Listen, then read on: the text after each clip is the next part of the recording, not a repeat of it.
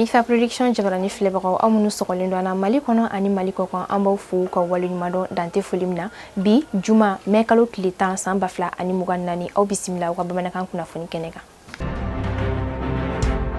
An bɛ to an fɛ yan nɔ Maliba kɔnɔ fɛn min ye jɛkulu dɔ ye n'a bɛ f'o ma ko l'Union européenne kunnafoniw y'a yira k'a fɔ olu tun bɛ formation min na an ka Maliba kɔnɔ o formation tɛna janya ka taa san wɛrɛ la bilen a bɛna dan mai kalo tile 18 san 2024 ka sababuya kɛ an ka jamana bɛ tagabolo min na sisan.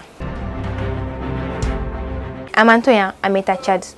fɛn min ye Idriss Déby denkɛ ni ale Ahmad Idriss Déby ye ale de kɛra Tchadiens ka jamana ɲɛmaa kura ye kalatafili tɛmɛnenw na min jaabi bɔra alamisa tɛmɛnen. An m'an to Tchad an bɛna anw yɛrɛ fɛ yan nɔ Maliba kɔnɔ kɛrɛnkɛrɛnnenya la Mopti dugu la a yirala k'a fɔ ko biennale min tɛmɛna san 2023 fɛn min ye sɛgɛsɛgɛlikɛla ye n'a bɛ fɔ ale ma ko vérificateur général ale wulila ka ko dogolen dɔw labɔ kɛnɛ kan ani a y'a yira k'a fɔ ko fɛn min ye sefa wari miliyɔn 163 kunkanfɛn o de tununa kungo fɛ. An m'an to Mopti an m'an sɛnsɛn ka se Gawo